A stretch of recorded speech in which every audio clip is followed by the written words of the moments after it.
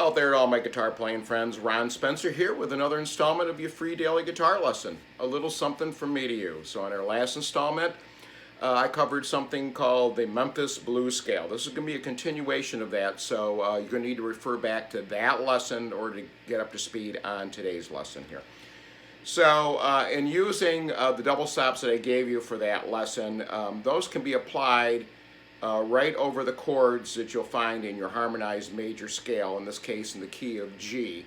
So you can be taking whatever you're fingering for these chords. You can take the G and the E strings are going to establish your double stops that you'll be playing over these different chords.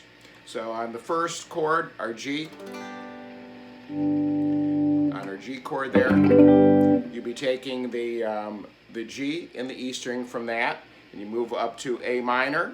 On the second fret, you'll be taking the G and the E from that. You're going to move up to the 7th fret, or B minor. You'll be taking the G string and the E string from that fingering. Move up a half a step, you'll be playing the G and the E from the C on the 8th fret there. You're going to move up to the 10th fret, D, again. The G and the E string, and then we're going to move up to E minor on the 12th fret. We're using the G and E from that, and that our next position is a E flat diminished chord. The G and the E on the 14th fret for that. Then you're going to find yourself up a whole octave on G again, the G 16th fret, and the E 15th fret. So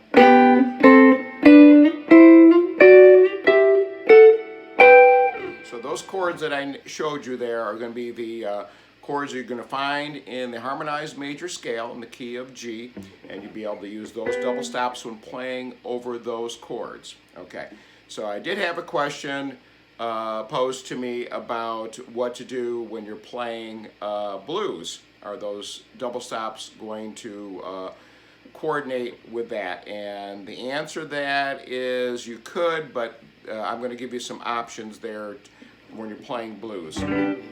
So the first double stop is going to work for you over G, G 4th fret, E 3rd fret.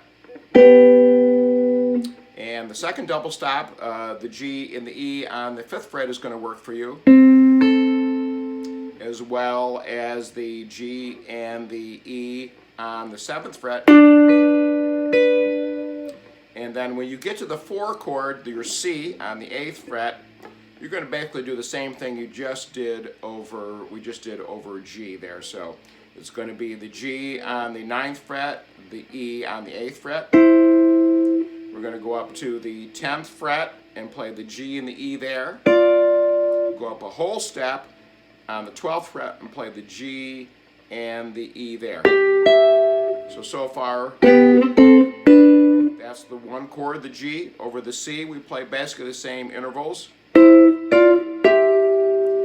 when you get to your 5 chord, which in the key of G is D, you're going to do the same thing. You'd be starting on the 10th fret E and 11th fret G. So far you have.